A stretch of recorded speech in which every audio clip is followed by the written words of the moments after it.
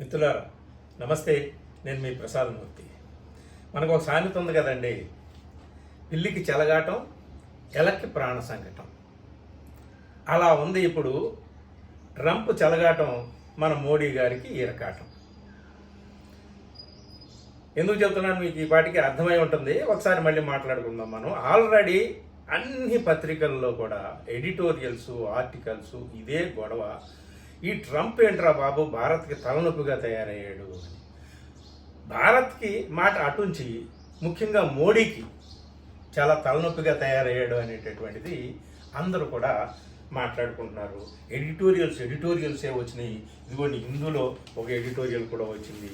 అదేమిటి అంటే trumpeting claims, Donald Trump's exaggerated claims undermine India's Kashmir policy. ఇండియాకి ఒక కాశ్మీర్ పాలసీ ఉంది. ట్రంప్ చూస్తుంటుంటే ఆయన ట్వీట్ల మీద ట్వీట్లు, క్లెయిమ్స్ మీద క్లెయిమ్స్ వెచ్చలవిడిగా సాగిస్తున్నాడు. ఇక్కడ మన వాళ్ళేవో మన తంటాలేవో మనం పడుతున్నారు. ఇటు దేశాన్ని శాంతింపజేయాలి, అటు ఉగ్రవాదుల వరదం పట్టాలి, ఉగ్రవాదులకు పరోక్షంగాను ప్రత్యక్షంగాను ప్రోత్సాహం చేస్తున్నటువంటి ఆ శక్తులకు గుణపాఠం నేర్పాలి. ఈ టార్గెట్స్ ఏవో మనకున్నాయి, ఏదో మన తంటాలేవో మనం పడుతుంటుంటే ఇక అర్జెంటుగా ట్రంప్ రంగంలోకి దిగి అంతా నేనే చేశాను కాబట్టి రెండు అణువాయుధ దేశాల మధ్య సయోధ్య కుదిరింది, నేను లేకపోతే బాబో ఏమైపోయేదో, రెండు దేశాలు సర్వనాశనం అయిపోయాయి, లక్షల మంది చనిపోయేవాళ్ళు అని చెప్పేసి ట్రంప్ ట్వీట్ల మీద ట్వీట్లు. కానీ మన ఇండియా ఎక్కడ కూడా అమెరికా మధ్యవర్తిత్వం వహించలేదు, అమెరికా జోక్యం లేదు అని ప్రత్యక్షంగా డైరెక్ట్గా చెప్పడం లేదు, కానీ పరోక్షంగా చెప్తున్నారు. మేము డైరెక్ట్గా పాకిస్తాన్ డీజీఎంఓ, మా ఇండియన్ డీజీఎంఓకు ఫోన్ చేయడం వల్ల మనం ఆ 9 ఉగ్రవాద స్థావరాలని విధ్వంసం చేసిన తర్వాత ఇక వాళ్ళకి పరిస్థితి అర్థమయ్యి మన కాళ్ళ మీదకి వచ్చి వాలేరు కాబట్టి పరిస్థితి ఇక మనం శాంతికి ఒప్పుకోవాల్సి వచ్చిందని చెప్పేసి మన వాళ్ళు ఏదో చెప్పుకున్నారు. యుద్ధం అని ఊగిపోయినటువంటి దేశానికి కాస్త కడుపు చల్లారినట్టుగా అయింది. ఇక మన అక్కడ మన మీద దాడి చేసినటువంటి ఉగ్రవాదులకు పాఠం చెప్పినట్టు కూడా అంతా అయ్యింది, బాగానే ఉంది. ఇది కేవలం బయలేటరల్గానే చేసుకున్నటువంటి సీజ్ ఫైర్ ఒప్పందం అనేటటువంటి చెప్పడానికి మన వాళ్ళు ట్రై చేస్తున్నారు. కానీ మన వాళ్ళు ట్రై చేసే ప్రతిసారి కూడా అంతకంటే ముందు అమెరికా నుంచి ట్రంప్ ఏదో ఒకటి ట్వీట్ చేస్తున్నాడు, లేదా ప్రెస్ దగ్గర ఏదో ఒకటి మాట్లాడుతున్నారు, లేదంటే వాళ్ళ విదేశాంగ కార్యదర్శి కానీ నేషనల్ సెక్యూరిటీ అడ్వైజర్ కానీ వీళ్ళందరూ కూడా ఏదో ఒకటి మాట్లాడుతున్నారు అనమాట. చూడండి, 10వ తేదీన సీజ్ ఫైర్ ఒప్పందం గురించి మన మిలిటరీ అధికారులు కానీ మన విదేశాంగ కార్యదర్శి కానీ చెప్పడానికి ముందే, ఒక గంట ముందే America president Donald Trump tweet చేసేసాడు. ఆ విషయం మనకు తెలుసు. రాత్రంతా కష్టపడి చెమట వచ్చి ఈ రెండు దేశాల మధ్య మేము ఒప్పందం కుదిర్చామండి బాబు అని చెప్పేసి. It's a full and immediate cease fire. అంతేకాదు ఆ తర్వాత ఊరుకున్నాడా, అదొక హిస్టారిక్ హీరోయిక్ డెసిషన్ అని, అదంతా కూడా నా వల్లే అయింది అని చెప్పేసి ఆయన చెప్పాడు. మన వాళ్ళేమో పాకిస్తాన్ వచ్చి గింగిరాలు తిరిగి ఇక దిక్కు లేక మన కాళ్ళ మీద పడబట్టి మనం ఏదో ఒప్పుకున్నాం అని చెప్పేసి మన వాళ్ళు చెప్తున్నారు. ట్రంప్ ఊసేత్తలే. తర్వాత ఊరుకున్నాడా, 10వ తేదీన, తర్వాత 11, తర్వాత 12, 13, 14 వరుసగా ట్వీట్ల మీద ట్వీట్లు చేస్తూనే ఉన్నాడు. తర్వాత ఏం చెప్పాడు, అసలు న్యూక్లియర్ వార్ జరిగేది ఈ రెండు దేశాల మధ్య, నేను కానీ రంగంలోకి దిగకపోతే, అమెరికా కానీ రంగంలోకి దిగకపోతే అని చెప్పేసి ఒక ప్రకటన. సౌదీ అరేబియా వెళ్ళి అక్కడ. సో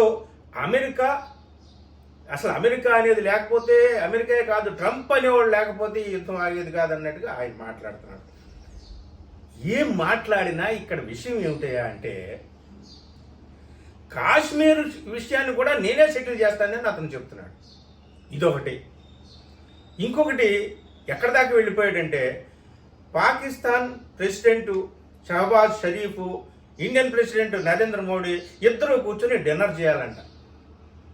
ఆ డిన్నర్ ఏర్పాట్లేదు ఆయన చేస్తాడులా ఉంది. ఈ మాట కూడా చెప్పాడు. ఎంతసేపు చెప్పినా ట్రంప్ మాట్లాడేటటువంటి మాటల్లో పాకిస్తాన్ భారత్ అంటున్నాడు. భారత్ని పాకిస్తాన్తో సమానంగా చూస్తున్నాడు. భారత్ని పాకిస్తాన్తో సమానంగా బేరీజు వేసి చెబుతున్నాడు. ఇది భారత్కి నచ్చటం లేదు. మింగలేక కక్కలేని పరిస్థితి వచ్చేసింది మనకి, ముఖ్యంగా మోడీ గారికి.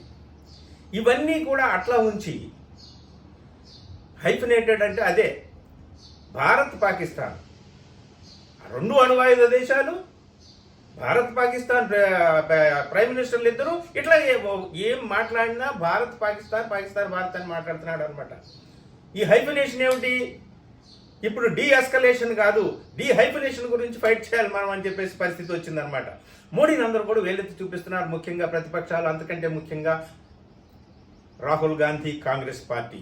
అయ్యా మనకి ఇండియాకు ఒక పాలసీ ఒకటి చచ్చింది కదా, కాశ్మీర్ అనేటటువంటిది బైలేటరల్ ఇష్యూ, ఇంటర్నల్ ఇష్యూ కదా, దాన్ని ఇంటర్నేషనలైజేషన్ చేస్తున్నారేంటి?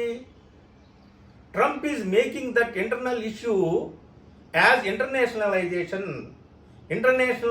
ఇష్యూ. తో అది ఆ విధంగా చేస్తూ ఉంటుంటే మనకు ఒక పాలసీ ఉంది, మూడో మనిషి మూడో దౌత్యం లేకుండా మనం రెండు దేశాలే ఈ కాశ్మీర్ సమస్యను పరిష్కరించుకోవాలనేటటువంటిది ఇందిరాగాంధీ సమయం నుంచి మనం అనుసరిస్తున్నటువంటి పాలసీ. ఈ పాలసీని మీరు డీవియేట్ చేస్తారా? మీరు డీవియేట్ చేయకపోతే వెంటనే ట్రంప్ చెప్తున్నటువంటి మాటలను ఖండించండి అని చెప్పి ప్రతిపక్షాలు, ముఖ్యంగా కాంగ్రెస్ పార్టీ డిమాండ్ చేస్తున్నాయి. డైరెక్ట్గా మన వాళ్ళు ట్రంప్ నోరు మూసుకోవయా అని అనలేకపోతున్నారు. ఎందుకంటే మోడీ గారు ఈజ్ మై ఫ్రెండ్. ట్రంప్ కూడా మై ఫ్రెండ్ అన్నాడు. ఈ ఫ్రెండ్షిప్ ఏమైపోయింది? ఇద్దరు గొప్ప మిత్రులు శత్రువులాగా ఎలా మారిపోయారు? మై ఫ్రెండ్ అన్నవాడు తన పదవి స్వీకార మహోత్సవానికి ఆహ్వానం ఎందుకు పంపలేదు? అలాగే ప్రెసిడెంట్గా ఆ పదవీ స్వీకార మహోత్సవం తర్వాత వెంటనే టారిఫ్ విషయంలో మొట్టమొదటిగా టార్గెట్ చేసింది ఇండియాని. అదెందుకు చేశాడు ట్రంప్? అదంతా అయిపోయిన తర్వాత ఇప్పుడు ఈ గొడవ ఏంటి, ఈ ట్రంప్ ఈ కంపు ఏంటి, ఇదంతా కూడా ఏమిటయ్యా అంటే భారత్కి వచ్చేటటువంటి సంకటం ఏమో కానీ మోడీకి మాత్రం పెద్ద సంకటంగా తయారైపోయింది ఈ ట్రంప్ చెలగాటం అనేటటువంటిది. ఇక్కడ ఇమీడియట్గా అఖిలపక్షం ఏర్పాటు చేయండి. ఈ మొత్తం పహల్గాం దాడుల తర్వాత, ఆ తర్వాత జరిగినటువంటి యుద్ధమో లేదా సైనిక చర్యో ఏదో, తర్వాత కాల్పుల విరమణ, వీటన్నిటికీ దారి తీసినటువంటి పరిస్థితులను వివరించండి, పార్లమెంట్ని సమావేశపరచండి అని చెప్తున్నారు. ప్రతిపక్షాలు డిమాండ్ చేస్తున్నాయి. ఈ ఊసు లేదు, ఉలుకు లేదు, పలుకు లేదు. ఒక పక్క ట్రంప్ అక్కడ రెచ్చిపోతున్నాడు, నేను ఉండబట్టే ఇదంతా జరిగిందని ఆయన చెప్తున్నాడు. ఇవన్నీ కాకుండా మనకి ఇండియాకి ఒక పాలసీ ఉంది. థర్డ్ పార్టీ ఇన్వాల్వ్మెంట్ని మనం ఎప్పుడూ కూడా యాక్సెప్ట్ చేయలేదు. ఇప్పుడు మీరు నేనే కాశ్మీర్ సమస్యను పరిష్కారం చేస్తానంటున్నాడు. నేనే ఇండియన్ ప్రైమ్ మినిస్టర్ని, పాకిస్తాన్ ప్రైమ్ మినిస్టర్ని ఒక టేబుల్ మీద కూర్చోబెట్టుకొని చక్కగా మంచి డిన్నర్ తినిపిస్తానంటున్నాడు.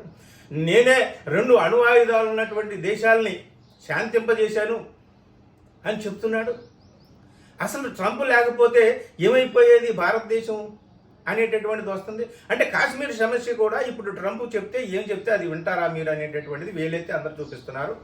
కాంగ్రెసే కాదు, మొత్తం దేశం అంతా కూడా చూస్తుంది మోడీ ఏం మాట్లాడటం లేదేంటని. మరి మోడీకి మరి ఫ్రెండ్ కదా ట్రంప్, ఇప్పుడు మరి మోడీ ఏం మాట్లాడతాడు? ట్విట్టర్ హ్యాండిల్స్ అన్నీ కూడా ఇక్కడ బ్యాన్ చేయొచ్చు కదా. ఇప్పుడు Turkiye social handles, China social handles ఏదో ఒక పక్షాన్ని వహించి వాళ్ళు ప్రచారం చేస్తున్నారు కాబట్టి వాళ్ళ చైనా, తుర్కీయే సోషల్ హ్యాండిల్స్ని బ్యాన్ చేశారు మన దగ్గర. అలాగే మనం ట్రంప్ సోషల్ హ్యాండిల్ని బ్యాన్ చేసేటటువంటి ధైర్యం మనకుందా? నువ్వేం మాట్లాడుతున్నావు, ఇది బైలేటరల్ ఇష్యూ, మేము తెలుసుకుంటాం అని చెప్పేటటువంటి ధైర్యం మనకు ఎందుకు లేదు? ముఖ్యంగా మన ప్రధాని మోడీకి ఎందుకు లేదు? మై ఫ్రెండ్ అని చెప్పాడు కదా ఒకప్పుడు. మరి ఫ్రెండ్షిప్ ఉంటే ఆ ట్రంప్తో మాట్లాడయ్యా మీరు కొంచెం ఆగండి, మేము ఏదో కాస్త ఇప్పుడిప్పుడే మా దేశం శాంతిస్తుంది, మేము ఇప్పుడిప్పుడే కాస్త టెన్షన్ నుంచి బయటపడుతున్నాం, తర్వాత కాస్త ఎన్నికలు ఉన్నాయి బాబు, బీహార్ ఎన్నికలు ఉన్నాయి, యూపీ ఎన్నికలు ఉన్నాయి, బెంగాల్ ఎన్నికలు ఉన్నాయి, మా గొడవ ఏదో మాకుందని ఆయన నువ్వు కొంచెం శాంతంగా ఉండరా బాబు, నోరు మూసుకొని అని చెప్పొచ్చు కదా మోడీ గారు. చెప్పలేడు. ఎందుకంటే అది అమెరికా, ట్రంప్. కాబట్టి ఈ ఇరకాటం నుంచి, ఈ సంకటం నుంచి మోడీ ఎలా బయటపడతాడు, ట్రంప్ చెలగాటాన్ని ఎలా అరికడతాడు అనేటటువంటిది అందరూ చూస్తున్నారన్నమాట. సొంత పార్టీలో కూడా, బీజేపీలో కూడా మోడీకి వ్యతిరేకత వచ్చేటట్టుగా కనిపిస్తుంది. ఏం మాట్లాడటం లేదు. ఒక పక్క ట్రంప్ ఇంకో మాట కూడా అన్నాడు, మీరు 2 దేశాలు మాట్లాడితే 2 దేశాలు, భారత్ పక్కన పాకిస్తాన్ పెట్టి మాట్లాడుతున్నాడు. అంతే తప్ప భారత్ని పాకిస్తాన్ నుంచి దూరం చేసి భారత్ని విడిగా స్పెషల్గా ట్రీట్ చేయట్లేదు ట్రంప్. ఇది ఇంకా మండిపోతుంది మన ఇండియన్స్ అందరికీ, కాలిపోతుంది ఎక్కడెక్కడో. కానీ మోడీ గారికి చల్లగా సమ్మగా ఉన్నట్టుంది, ఏమీ మాట్లాడటం లేదు. అయితే మన ఎక్స్టర్నల్ అఫైర్స్ మినిస్ట్రీ నుంచి మాత్రం ఒక అఫీషియల్ ద్వారా ఆయన ఏంటంటే, మేము ట్రేడ్కి సంబంధించినటువంటి ఎలాంటి మాటలు మాట్లాడలేదు అమెరికాతో. అమెరికన్ ప్రెసిడెంట్ కానీ అఫీషియల్స్ కానీ మన ప్రధానమంత్రి, మన విదేశాంగ మంత్రి, మన విదేశాంగ కార్యదర్శి అందరూ కూడా వాళ్ళు మాట్లాడుతున్నారు. చాలామంది దేశాలు మనతో మాట్లాడారు, ఆ సందర్భంగా మన వాళ్ళు కూడా మాట్లాడారు. కానీ there was no trade issue between India and America tax అనేటటువంటిది స్పష్టం చేశారు.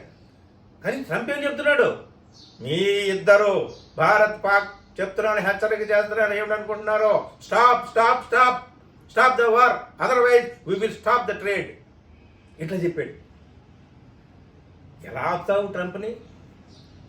సో ఇప్పుడు ట్రంప్ని కానీ ట్రంప్ నోరు ముయించలేకపోతే, మనకు ధైర్యం ఉంటే అమెరికన్ సోషల్ మీడియా హ్యాండిల్స్ కానీ బ్యాన్ చేసి ఇవన్నీ కూడా చేయకపోతే, అసలు అవన్నీ కాదండి, మోడీ నోరు విప్పి నాయన మాకు ఎవరి దౌత్యము అవసరం లేదు, మాకు ఒక పాలసీ ఉంది మా ఇండియాకి, కాశ్మీర్ సమస్య అనేటటువంటిది ఇంటర్నల్ సమస్య, దీన్ని బయలేటరల్గానే మేము పరిష్కరించుకుంటామని ఒక మాట మోడీతో చెప్పమనండి, చెప్పట్లేదన్నమాట.